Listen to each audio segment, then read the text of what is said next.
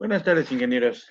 Buenas tardes, alumnos de Química General. El día de hoy vamos a hablar acerca de las geometrías moleculares, haciendo uso de la teoría de repulsión de pares de electrones de la capa de valencia. Para ello es muy importante que ustedes conozcan las geometrías moleculares. Estas geometrías moleculares vienen derivadas básicamente de átomos que tienen que cumplir con su octeto. No todos lo van a cumplir, por ejemplo, el hidrógeno no cumple con la regla del octeto, ¿sí? Sin embargo, estas van a ser las moléculas que nosotros vamos a considerar. Son 13 moléculas. ¿Cómo sabemos qué geometría le va a corresponder a cada una de esas moléculas? Es muy sencillo. Por ejemplo, tú tienes que analizar los pares totales que va a tener el centro o el átomo central. ¿Cuántos pares totales va a tener? De esos pares totales, tienes que saber cuál de ellos son pares compartidos y cuál de ellos son pares libres. Por ejemplo, para esta molécula, nosotros apreciamos que aquí hay un par de electrones del lado derecho, mientras que tenemos otro par de electrones del lado izquierdo. Es decir, tengo dos pares de electrones. Y es muy sencillo, tú observas que hay dos pares de electrones. Estos electrones están siendo compartidos con otro átomo, el átomo central y otro átomo que es el que estoy dibujando en color verde, es el que se está compartiendo. Y por el otro lado, el átomo central con este otro átomo que está en verde está compartiendo un par. Es decir, tenemos dos pares compartidos y cero pares libres. Por lo tanto, la geometría que le corresponde a esa molécula es lineal. Tenemos una geometría lineal. ¿Qué pasa en la siguiente molécula? En la siguiente molécula voy a tener ahora tres pares, ¿sí? Pueden ser compartidos o pueden ser libres. Veamos este primer ejemplo. La molécula tiene tres pares entre este átomo central y cada uno de sus ligantes o cada uno de sus sustituyentes. Aquí hay un par, aquí hay otro par y aquí hay otro par. Nosotros nos fijamos que tiene tres pares. De esos tres pares que tiene, los totales, ¿sí? Los tres son compartidos. No observo ningún par libre. Por lo tanto, tengo tres pares totales, de los cuales tres son compartidos y cero de ellos son libres. Por lo tanto, la geometría que le corresponde es triangular o trigonal planar. ¿Qué sucede con el otro ejemplo?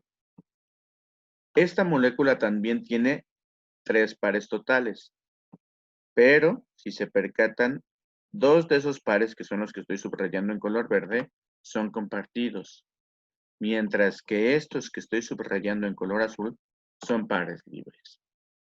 Dicho lo anterior, tengo tres pares totales, pero dos son compartidos y un par es libre, ¿sí? Por lo tanto, la geometría que le corresponde es angular o forma de B. ¿Qué pasa cuando ahora tengo cuatro pares totales? Veamos este primer ejemplo. Observamos que el átomo central tiene cuatro pares compartidos. 1, 2, 3, 4, ¿sí? Ninguno libre. Por lo tanto, tengo cuatro pares compartidos, ¿sí? De mis pares totales, cuatro son compartidos, ninguno es libre. Le corresponde una geometría tetraédrica. ¿Qué pasa con el segundo ejemplo? Ahora, si se percatan, tengo un par libre. Es decir, de los cuatro pares totales que tengo, 1, 2, 3 son compartidos, mientras que uno de ellos es un par libre. Es decir, tengo mis cuatro pares totales, pero tres son compartidos, uno es libre, por lo tanto la geometría que le corresponde es piramidal o pirámide trigonal. Siguiente ejemplo. Nuevamente tengo cuatro pares, pero ahora dos de ellos son compartidos, mientras que uno de ellos es libre. Perdón, mientras que dos de ellos son libres. Es decir, tengo dos pares compartidos y 2 pares libres, que son los que estoy dibujando en color azul. Es decir, de mis 4 pares totales, 2 son compartidos, mientras que 2 son libres. Por lo tanto, esta es una geometría angular o forma de B. Ahora, ¿qué ocurre cuando la molécula presenta 5 pares de electrones? Primer caso, de los 5 pares de electrones que tiene esta molécula, como se pueden percatar, los 5 son compartidos. 1, 2, 3, 4, 5 pares compartidos. No hay ningún par libre. Entonces, de los 5 pares totales que tengo, 5 son compartidos, ninguno es libre. La geometría que le corresponde es bipirámide trigonal. En el siguiente ejemplo, nuevamente tenemos 5 pares totales, pero ahora 1, 2, 3, 4 son compartidos, que son los que estoy colocando en color verde, mientras que uno es libre, que es el que estoy colocando en color azul. Por lo tanto, de los 5 pares que tengo, 4 son compartidos y uno es libre. La geometría que le corresponde es la de un tetraedro irregular o la de sub y baja. Para el siguiente ejemplo, nuevamente tengo 5 pares totales, pero ahora 3 de ellos son compartidos, que son los que estoy colocando en color verde, mientras que 2 de ellos son libres, que son los que estoy colocando en azul.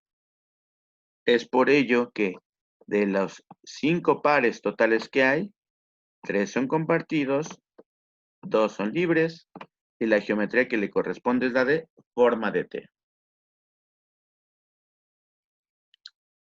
Y finalmente, para una molécula con 5 pares, observamos que ahora tiene únicamente 2 pares compartidos, que son los que están en color verde, mientras que va a tener en esta ocasión 3 pares libres, que son los que estoy colocando en color azul. Dicho esto, observo que de los 5 pares totales, 2 son compartidos, 3 son libres, por lo tanto la geometría que le corresponde es lineal. ¿Qué ocurre ahora con una molécula que presenta 6 pares de electrones? Pues estas son las posibilidades. La primera de ellas, de los 6 pares de electrones que podría tener, los 6 son 1, 2, 3, 4, 5, 6. Los 6 son compartidos. De los 6 que tiene, los 6 son compartidos. No hay ninguno libre. Por lo tanto, la geometría que le corresponde es la octaédrica. Siguiente ejemplo, ahora, de la molécula que se tiene, ¿sí? 5 pares que son los que estoy colocando en color verde, 5 pares son compartidos, mientras que un par es libre. ¿Sí? De los 6 pares totales, 5 son compartidos, pero uno es libre. Le corresponde una geometría piramidal base cuadrada. Y finalmente, de los 6 pares que tiene, 4 de ellos son compartidos, mientras que 2 de ellos son pares libres. De los 6 pares totales que tengo, 4 son compartidos, pero 2 de ellos son libres. Por lo tanto, la geometría es cuadrada. Y ahí están las 13 geometrías que vamos a analizar. ¿Sí?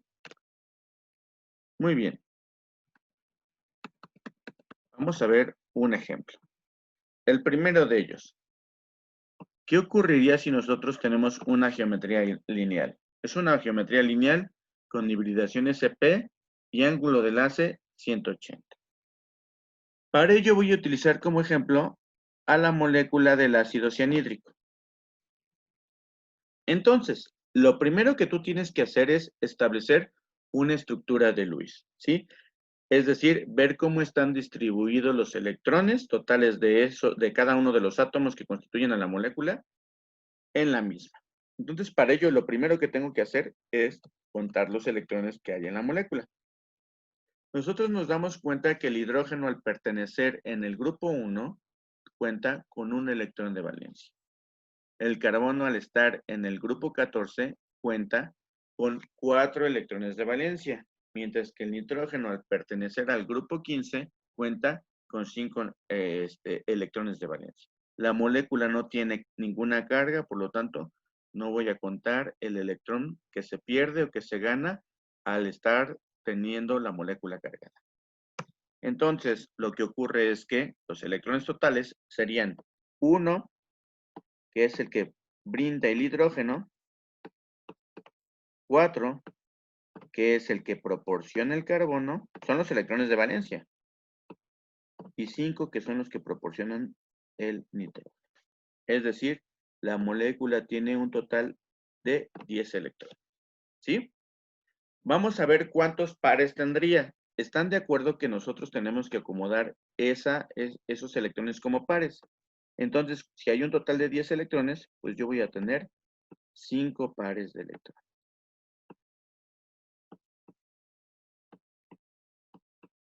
5 pares repartidos, ¿vale? 5 pares de electrones repartidos. Ahora, por lo general,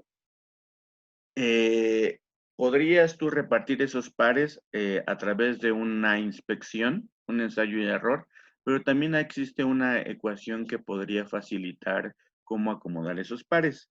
Esa ecuación es la ecuación de Langmuir, la cual contempla cuántos enlaces estarían presentes en aquellos átomos que constituyen a la molécula, pero aquellos átomos que cumplen con la regla del octeto.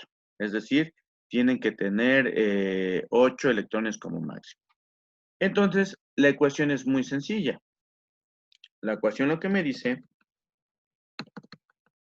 es que para determinar los enlaces que existen entre átomos que cumplen con la regla del octeto, utilizo sencillamente esta ecuación, que me dice P es igual al cociente de la diferencia de 8n menos 2, menos c, perdón, 8n menos 2, 8n menos c, todo eso dividido entre 2, ¿sale? ¿Qué es n? N es la cantidad de átomos presentes en la molécula que cumplen con la regla del octeto. ¿Qué es E? Los electrones totales. Dicho esto, si nosotros volvemos a analizar a la molécula, nos vamos a percatar que únicamente carbono y nitrógeno cumplen con la regla del octeto. Es decir, yo voy a utilizar 2 átomos. Por eso yo lo que hago es multiplicar 8 por 2, ¿sí? Que son estos 2 átomos, y le resto los electrones totales. En este caso ya determinamos los electrones totales, que van a ser 10. Esa diferencia la divido entre 2, ¿vale? El resultado me dice que voy a obtener 3 enlaces.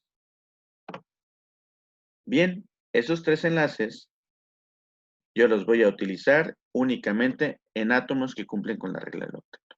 Entonces, los únicos átomos que cumplen con la regla son carbono y nitrógeno. ¿Cuántos enlaces voy a tener? 3 enlaces. Entonces yo aquí pongo 1, 2, 3 enlaces. Ahí está. Lo que me resta es colocar al hidrógeno. El hidrógeno lo voy a colocar de este lado.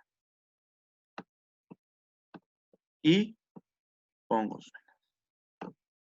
Finalmente, lo que tengo que hacer es verificar que se cumpla con la regla del octeto. Si existe algún átomo que no cumple con la regla del octeto, lo que yo voy a hacer es adicionar electrones. Entonces, hidrógeno adquiere configuración electrónica del helio porque tiene 2 electrones, aquí hay 2, ok, no cumple con el octeto, ya lo habíamos platicado. Carbono, vamos a ver cuántos tiene. Tiene aquí 2, 4, 6, 8 electrones va a tener el carbono. Es decir, porque tiene 4 enlaces y en cada enlace hay 8 electrones. El nitrógeno va a tener 2, 4, 6 electrones. Para que cumpla con el octeto le hace falta poner 2 electrones. Entonces yo ya le pongo sus 2 electrones al nitrógeno. Y ahí está la estructura de Lewis. Ahora, lo que me hace falta determinar es la carga formal. ¿Sí? ¿Qué es la carga formal? Es la carga que va a adquirir el átomo en la molécula.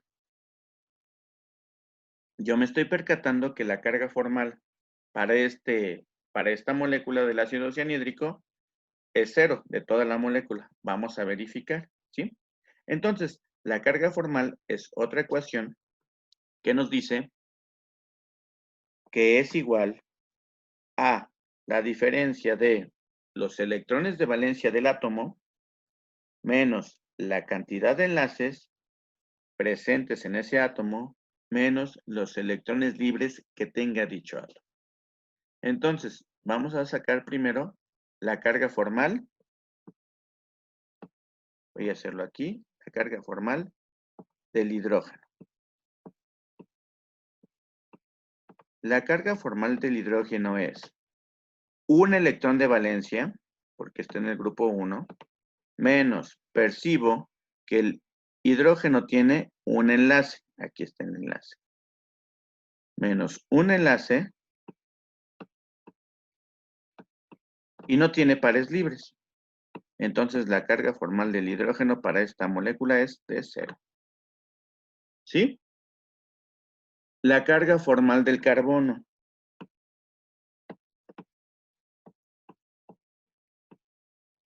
Y es decir, como es de 0, no es necesario que yo coloque el 0 arriba o a un lado del hidrógeno. No es necesario. El carbono tiene 4 electrones de valencia porque está en el grupo 14. ¿Sí? Yo me percato que el carbono tiene 1, 2, 3, 4 enlaces. Entonces sería electrones de valencia menos enlaces. Y también veo que el carbono en torno a ese átomo no hay electrones libres. Entonces 4 menos 4 es 0. La carga formal del átomo de carbono es 0. Ahora, la carga formal del nitrógeno.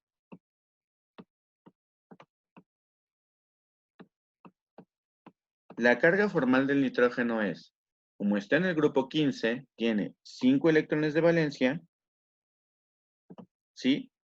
Menos, yo veo que el nitrógeno tiene 1, 2, 3 enlaces. Entonces sería menos 3, número de enlaces.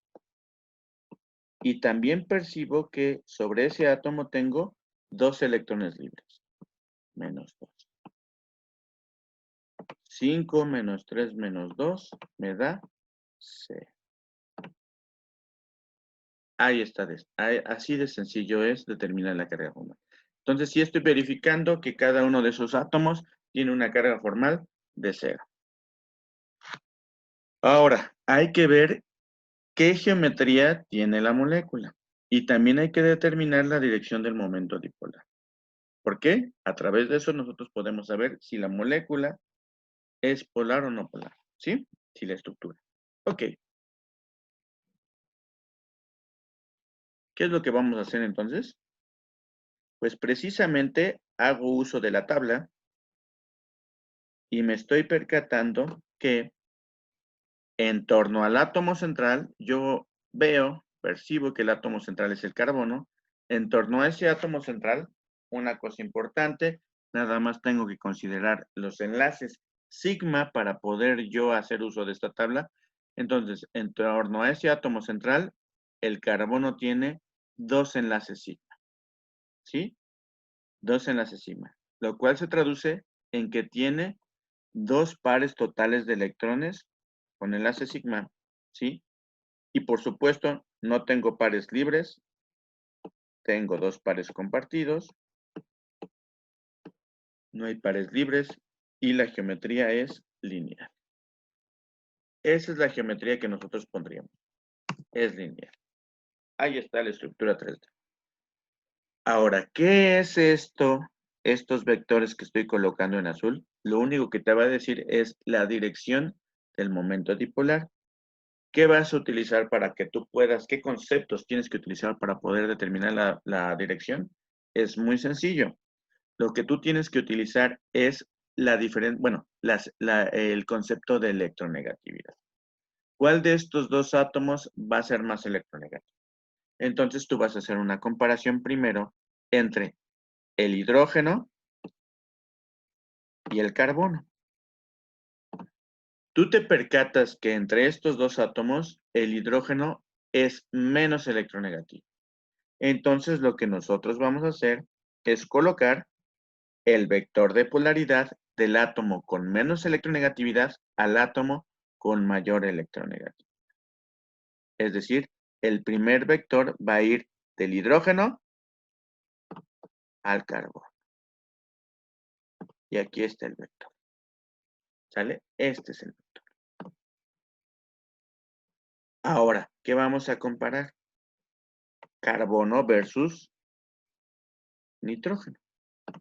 Si tú comparas carbono con nitrógeno en cuanto a electronegatividad, te vas a percatar que ahora el nitrógeno es el más electronegativo.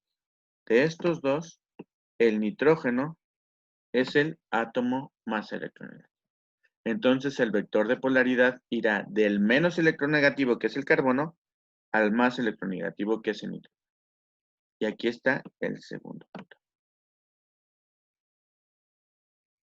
¿Ok? Por supuesto que estos dos vectores van en la misma dirección y por lo tanto los vectores que se encuentran en una misma dirección son aditivos. ¿Están de acuerdo? El vector resultante es aditivo. Entonces nosotros nos damos cuenta que el vector resultante, su magnitud, es la adición de estos dos vectores que van en la misma dirección. Lo que me está indicando es que esta molécula es polar, porque hay un vector resultante. Como ya había platicado, el tipo de geometría que tiene esta molécula para completar esta tabla, pues la molécula es lineal, ¿sí? Y como vemos que hay un vector resultante, la molécula es polar. Así de sencillo es.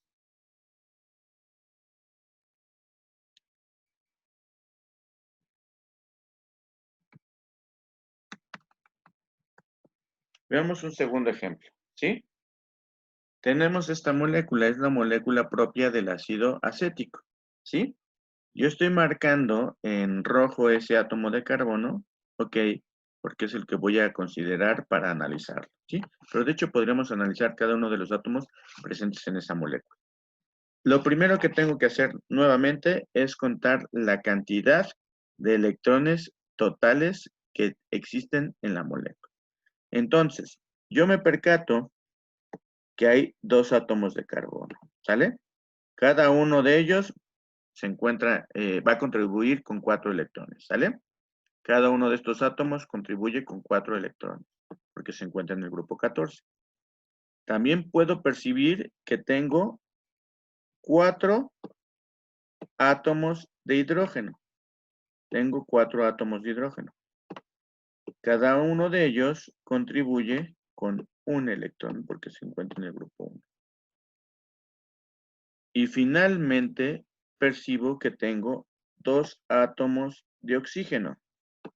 Los átomos de oxígeno, cada uno de ellos contribuye con 6 electrones. ¿Sí? ¿Están de acuerdo? Cada uno de ellos va a contribuir con 6. Dicho esto, la cantidad total de electrones es la siguiente. 8 electrones, ¿sí? Que brindan 2 átomos de carbono.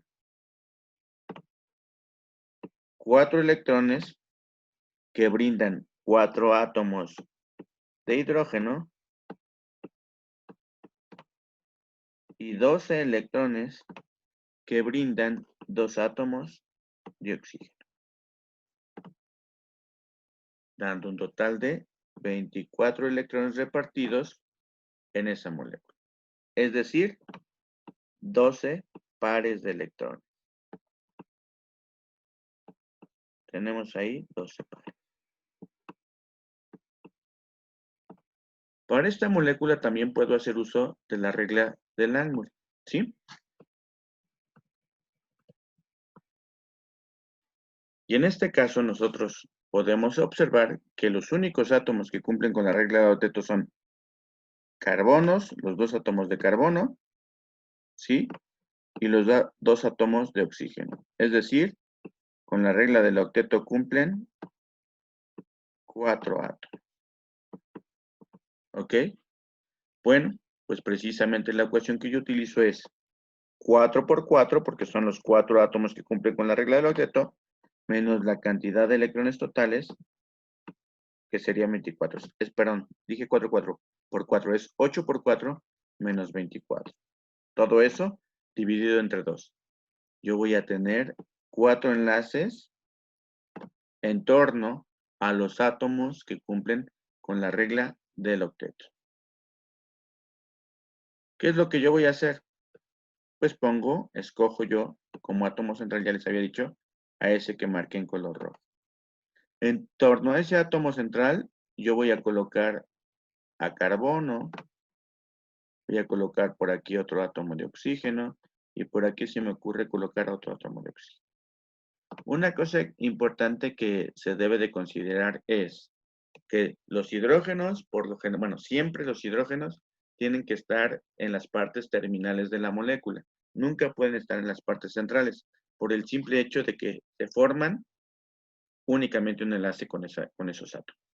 Entonces ya tengo el átomo de carbono y necesito colocar los 4 enlaces. Pues tengo 1, 2, 3 y bueno, el cuarto lo voy a poner aquí. Es decir, voy a hacer un enlace doble. ¿Qué es lo que me queda colocar? Los hidrógenos.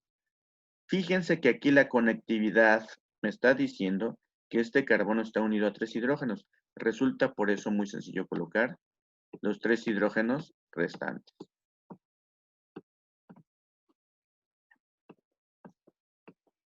Y aquí estamos colocando los 3 hidrógenos restantes. Del otro lado, la conectividad me indica que el oxígeno está formando un enlace sigma con este hidrógeno. Entonces coloco el hidrógeno enlazado a ese oxígeno. La molécula me está dando la conectividad. Bueno, la fórmula, ¿sí? Ahora, ¿qué sigue? Verificar que se cumpla con la regla del octeto. Es decir, contar electrones. Entonces, vemos que los hidrógenos, por supuesto que ya adquirieron un electrón más, tienen 2 electrones, entonces adquirieron configuración electrónica del helio, cumplen. Carbono tiene 4 enlaces, por lo tanto tiene 8 electrones, cumple. Este carbono tiene también 4 enlaces y tiene 8 electrones, también cumple. El oxígeno de arriba, ¿sí? Tiene 2 enlaces, es decir, tiene 4 electrones. Le faltan 4 electrones más. Entonces aquí tenemos 1, 2, 3, 4, 5, 6, 7, 8. ¿Sí? Ok. Este oxígeno es el mismo caso, tiene 2, 4 electrones, le faltan 4, 5, 6, 7, 8. Ahí están. Y ya tenemos la molécula. Lo único que nos hace falta es determinar cargas formales. Entonces, la carga formal del hidrógeno resulta muy sencillo. ¿Sí? Acuérdense que la carga formal es electrones de valencia menos enlaces menos electrones libres para cada átomo. Entonces, la carga formal del hidrógeno es, ¿sí? 1.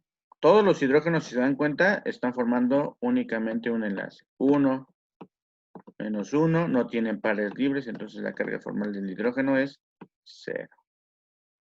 ¿Sí? Vamos a ver la carga formal de este carbono que voy a subrayar. ¿Sí? Y le voy a poner carga formal de carbono 1 porque tenemos 2 carbonos no son iguales. Carga formal del carbono 1, aquí le pongo, sería 4, menos 4 enlaces y no tiene pares libres. Su carga formal es de 0. Vamos a determinar la carga formal del siguiente carbono, que es el que voy a subrayar en color rosa, y le voy a poner como carbono 2. Carga formal del carbono 2. Resulta que también tiene 4 electrones de valencia, grupo 14, menos sus 4 enlaces, no tiene electrones libres, nos da 0. Ahora la carga formal del oxígeno.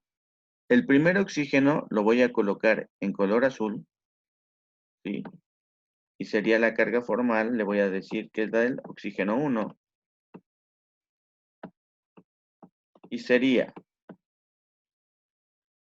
6 electrones de valencia porque está en el grupo 16, menos 2 enlaces, menos 4 electrones libres. Su carga formal es de 0. La carga formal del otro oxígeno, que lo voy a poner en color rojo, ¿sí? Sería carga formal del oxígeno 2,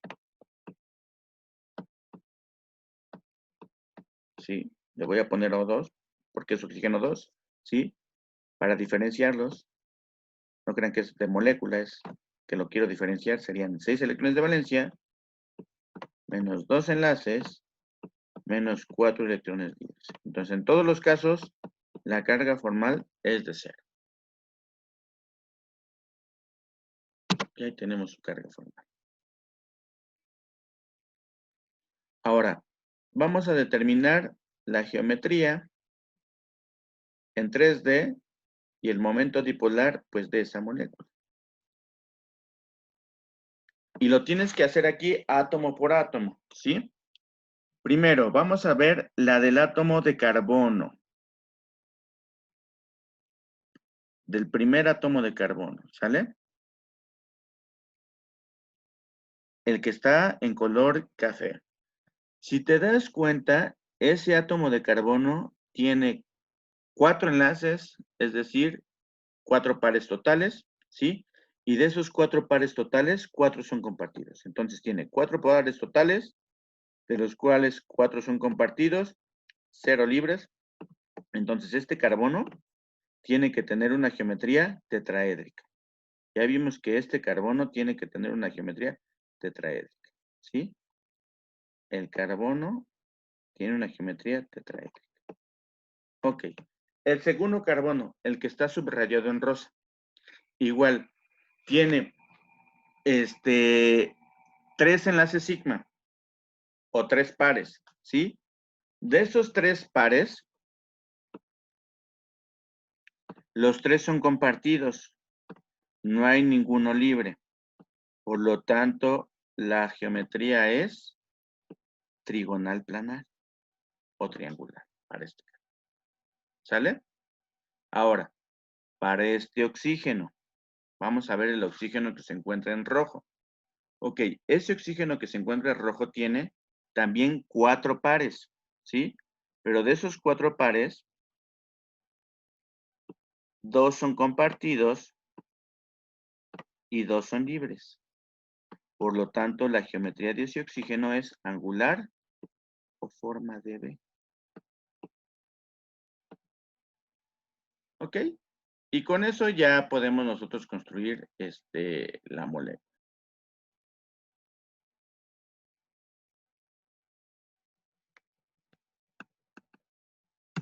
Y ahí está.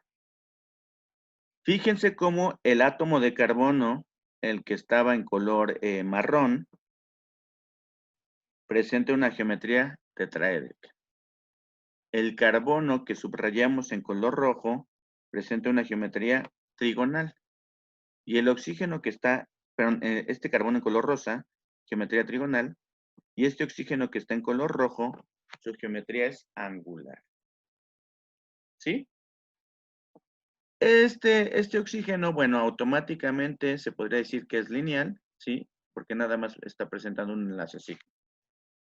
¿Cómo hago los vectores?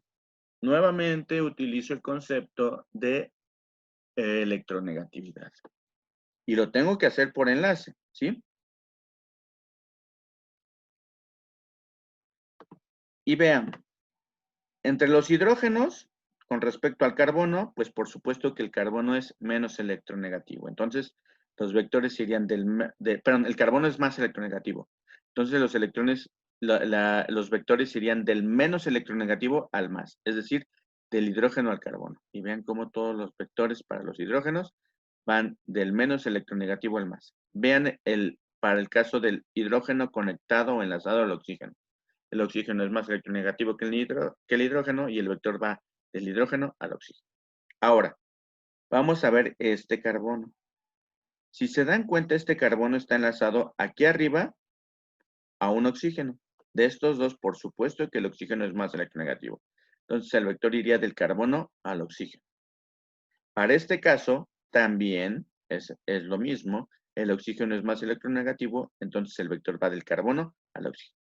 Y en estos dos, ok, como el oxígeno está jalando densidad electrónica, se podría decir que está desprotegiendo este carbono o lo está acidificando, porque lo está jalando densidad electrónica, ¿ok? Entonces, podríamos decir que entre estos dos átomos de carbono, este es más, tiene más electronegatividad. ¿Por qué? Porque toda la densidad electrónica se le está quedando a este, mientras que el que está en color rojo está perdiendo densidad electrónica. Y ahí están los vectores. Si se dan cuenta, la molécula resulta ser polar. Ahora, la geometría del átomo de carbono, que voy a subrayar en color marrón, ya habíamos dicho que esta geometría,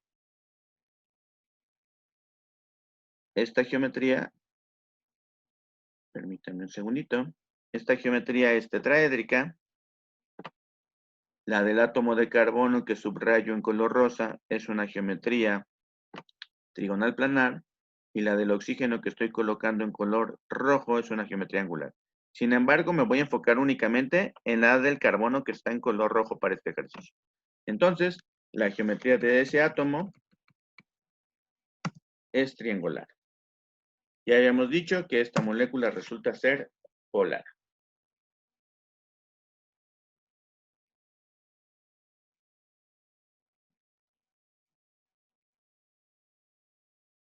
Vámonos a un ejemplo más. Un ejemplo más. Nitrito de sodio. Aquí observamos algo curioso. Observamos que la existencia de dos tipos de enlace. Un enlace iónico que se da entre el sodio, que es un metal del grupo 1, y el ion nitrito, y un enlace covalente que se da entre el nitrógeno y el oxígeno. Recuerden que a grandes rasgos el enlace iónico es aquella interacción entre un metal y un no metal. Para ser más específico, los más comunes son metales del grupo 1 o del grupo 2, ¿sí? Y no metales del grupo 17, ¿sí? Pero en este caso tenemos una estructura de un enlace de tipo iónico entre el sodio, en donde el sodio va a ceder su electrón al ion nitrito, ¿sí? Lo va a perder y se va a convertir en un catión, ¿sí? Pero en el nitrito observamos un enlace de tipo covalente porque tengo dos no metales. Para ser más específico, sería un enlace covalente polar. Entonces, lo primero que tú tienes que considerar es que esta molécula, ¿no? Este compuesto está constituido por el ion sodio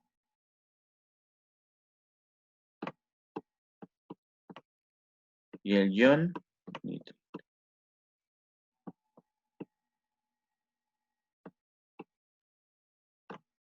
En una relación 1 a 1, un ion de sodio por un ion de nitrito.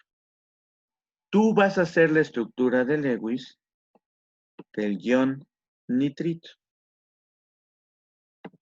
Lo que tú vas a hacer es la estructura de Lewis del ion nitrito. Entonces, lo que tengo que contar precisamente son los electrones contenidos en ese ion. Y vemos que tenemos 5 electrones del nitrógeno, 6 electrones que proporciona cada átomo de oxígeno y la carga del ion, que sería 1 menos. Con eso, nosotros determinamos los electrones totales, ¿sí? 1 menos de la carga, este es el de la carga del ion, ¿sí? Más 5 que da el átomo de nitrógeno, más 12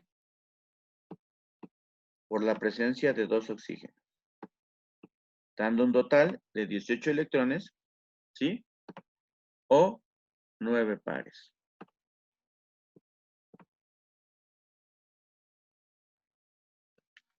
Y también podemos hacer uso de la regla del ángulo, ¿sí? Nosotros nos percatamos que en esta molécula, un átomo de nitrógeno y 2 átomos de oxígeno cumplen con la regla de Oteto, es decir, tengo un total de 3 átomos. Y los 18 electrones totales que tengo para hacer la operación.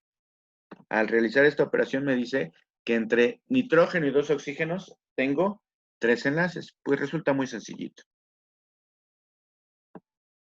Pongo mi nitrógeno como átomo central y nada más le pongo 1, 2, 3 enlaces. ¿Vale? Ahí está lo primero. De hecho, déjenlo, pongo un poquito más, lo voy a poner más hacia acá para que tenga espacio de dibujar. Entonces, nitrógeno con sus respectivos 3 enlaces. Entonces, lo único que me queda es contar electrones para que se cumpla con la regla de Oteto. Oxígeno tiene aquí un par, es decir, 2 electrones. Me faltan 6. 2, 3, 4, 5, 6, 7, 8. Nitrógeno tiene 2 aquí, 2 aquí y 2 aquí. Tiene 6 electrones totales. Me faltan 2, 6, 7, 8. Oxígeno tiene 2 aquí y 2 aquí. Me faltan 2 electrones más. 4, perdón, 2, 4, 5, 6, 7, 8. Ahora, lo que me hace falta es determinar la carga formal. Entonces, vamos a determinar la carga formal primero de este oxígeno que voy a subrayar en color vino. A de este oxígeno le voy a poner carga formal del oxígeno 1. Va a ser igual. Y acuérdense la ecuación para determinar una carga formal que me dice que van a ser los electrones de valencia. El oxígeno tiene 6 electrones de valencia porque está en el grupo 16. Menos los enlaces. Yo percibo que ahí hay un enlace. Menos electrones libres. Tengo la cantidad de 6 electrones libres. Entonces la carga formal aquí es de menos 1. Entonces lo que yo voy a hacer es que le voy a poner un signo negativo arriba del átomo del oxígeno para indicar que ahí está su carga formal. La carga formal del nitrógeno. Ok. Bueno, de una vez vamos a colocar la del oxígeno 2, ¿vale? Que lo voy a colocar, lo voy a subrayar en color rojo. La carga formal del oxígeno 2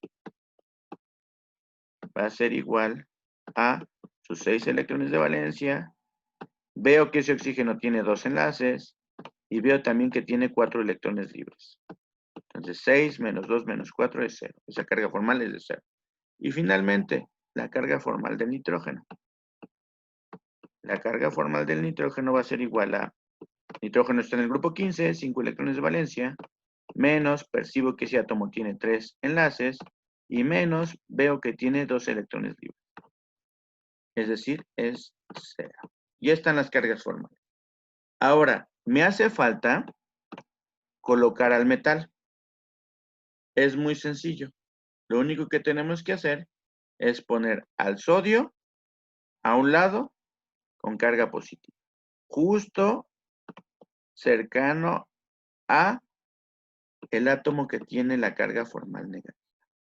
Y ahí está. Si se percatan, este compuesto tiene dos tipos de interacciones. Tiene una interacción de tipo iónica entre el sodio y el no metal, ¿sí? Que en este caso es el ion nitrito, y interacciones de tipo covalente entre oxígeno, los dos oxígenos y el nitrógeno que constituyen a dicho ion. Ahora, tenemos que determinar la geometría. Tenemos que determinar la geometría del ion nitrito. Y resulta muy sencillito. Percibo que en torno al nitrógeno hay 2 enlaces sigma. ¿Sí? Tengo 2 enlaces sigma y tengo un par libre. Es decir, podría considerar que tengo 3 pares totales. ¿Sale? Tengo 3 pares totales. De esos 3 pares totales, 2 son compartidos, propios de los 2 enlaces sigma, y uno es no compartido, propio de los electrones libres. La geometría que le corresponde es angular o forma de B. Y ahí está. Vean cómo sigo colocando la carga formal en el átomo de oxígeno y la carga positiva en el ion sodio, ¿sí? Y ahora sí, los vectores precisamente van del menos electronegativo al más, es decir, entre nitrógeno y oxígeno, el oxígeno es el más electronegativo, por lo tanto el vector tiene que ir en esa dirección, y lo mismo ocurre del otro. Si ustedes se percatan, el vector resultante de estos dos que no están ni en sentidos opuestos ni en el mismo sentido, ¿sí? Están acomodados como de una manera angular, el vector resultante va a ser este. Por lo tanto, nosotros podemos decir que también esta molécula es polar. La geometría es angular y la polaridad es esa, es polar.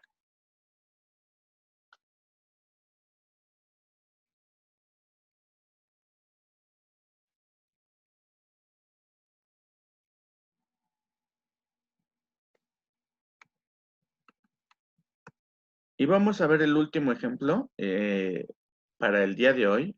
El caso, bueno, ya lo vimos para una hibridación sp3 con una geometría tetraédrica, pero vamos a ver un ejemplito más en torno al azufre. ¿Sale? Ok. Aquí tengo el átomo de azufre, ¿sí? En una molécula, en esta molécula, y lo primero que tengo que hacer es contar electrones. ¿Están de acuerdo? Percibo que el flúor tiene, cada átomo de flúor, como está en el grupo 17, proporciona 7 electrones. El azufre, como está en el grupo 16, proporciona 6 electrones, pero también el oxígeno está en el grupo 16 y cada átomo proporciona 6 electrones. Entonces, mi conteo total de electrones va a ser 14. ¿Por qué? Porque tengo 2 átomos de flúor, cada uno de ellos pone 7. 6, que es el que pone el azufre. Y 12, porque tengo 2 átomos de oxígeno. Cada uno de ellos pone 6 electrones, dando un total de 36 electrones. ¿Sí? Es decir, tengo, perdón, 32 electrones. 32 electrones. Es decir, tengo 16 pares. Ahí tengo que acomodar 16 pares. ¿Ok? Muy bien. También puedo hacer uso de la regla de Langmuir.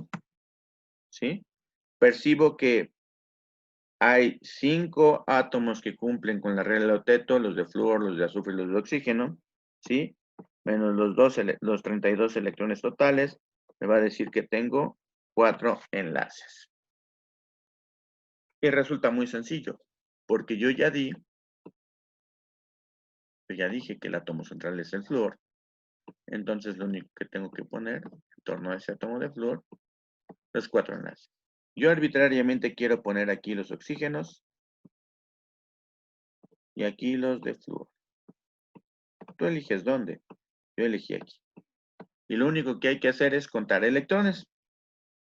Aquí tengo 2, le faltan 8, perdón, le faltan 6. Entonces ya pongo sus electrones. Lo mismo ocurre con este flúor. Lo mismo ocurre con cada átomo de oxígeno.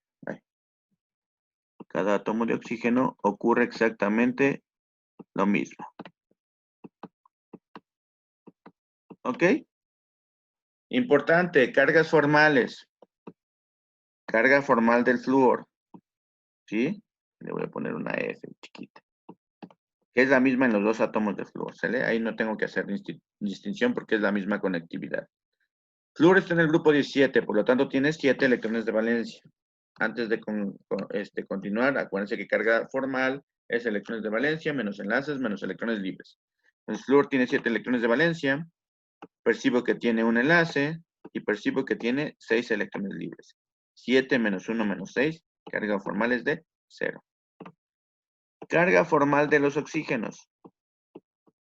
Yo observo que los oxígenos están en el grupo 16, por lo tanto tienen 6 electrones de valencia.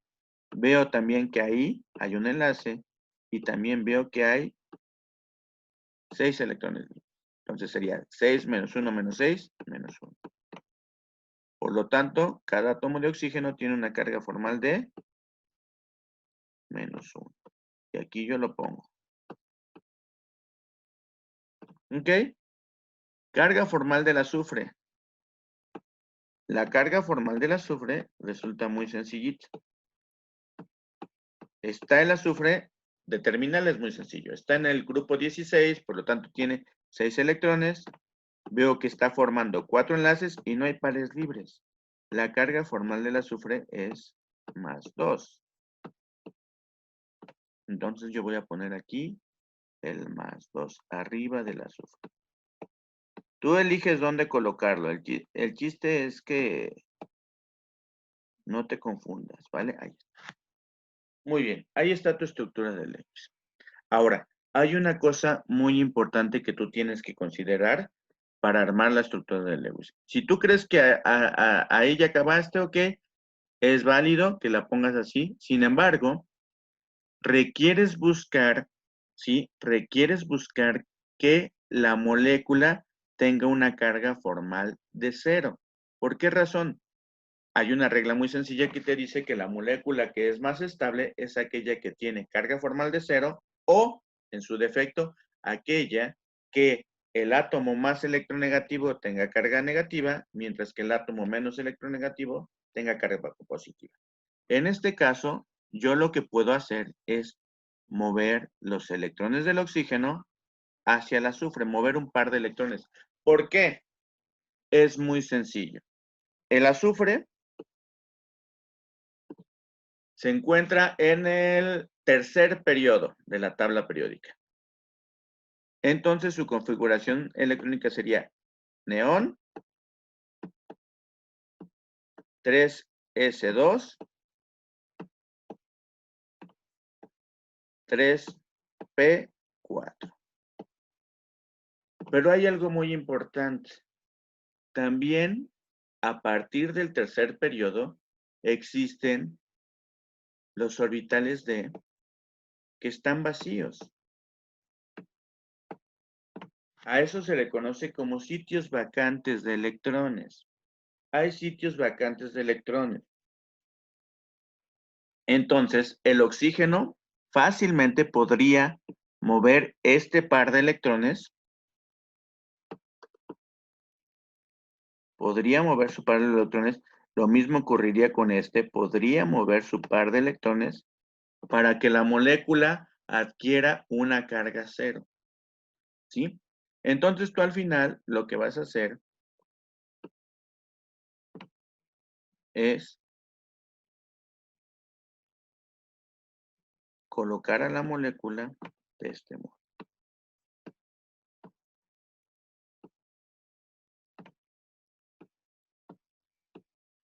A eso se le conoce como octeto expandido.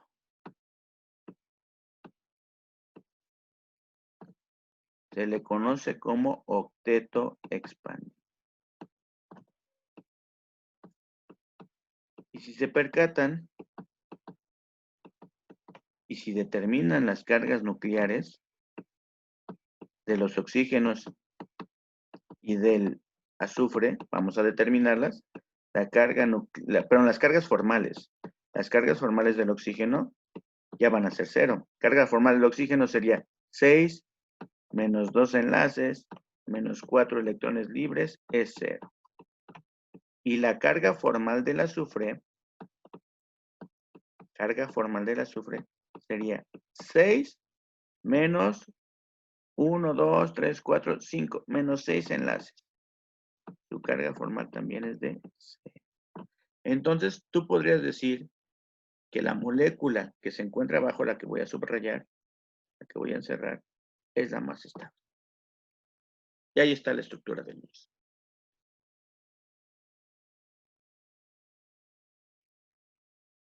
Ahora, para estas dos, vamos a determinar la geometría. Para los dos casos, si te percatas, para los átomos de azufre que los voy a subrayar en color rosa, esos átomos de azufre que voy a subrayar en color rosa, ambos tienen la peculiaridad de presentar 4 enlaces sencillos o 4 enlaces sigmas, ¿sí? Es decir, tienen 4 pares totales en sus enlaces sigma. Hay 4 pares totales, de los cuales 4 son compartidos. Veo que el azufre no tiene pares libres, por lo tanto la geometría que le corresponde es tetraédrica. Vamos a poner la geometría. Ahí está. La puedes poner, ¿sí? Con los enlaces sigmas, colocando las cargas formales, o con los enlaces dobles, ¿sí? Ya sin cargas formales. Tú sabes que esta es la molécula más estable, por lo que acabamos de platicar. Ahora, la dirección de los vectores.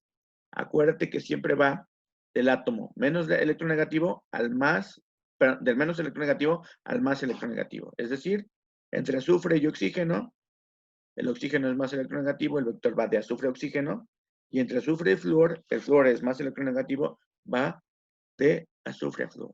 Si tú te percatas, en un tetraedro, los vectores están yendo en direcciones opuestas. Por lo tanto, se están cancelando. Tú podrías decir que el enlace en esa molécula es, bueno, la geometría es una tetraédrica, y en el, perdón, se estarían cancelando si fueran iguales. Pero lo que ocurre aquí es que el flúor, al ser más electronegativo que el oxígeno, hace que el vector resultante sea este. Sí se van a cancelar, sí, tienes razón, pero el flúor es más electronegativo que el oxígeno. Entonces la magnitud de estos vectores es mayor. La magnitud de estos vectores es menor. Por lo tanto, la molécula es polar. ¿Sí? Muy bien, chicos, hasta aquí le dejamos. Muchas gracias y nos vemos la siguiente sesión.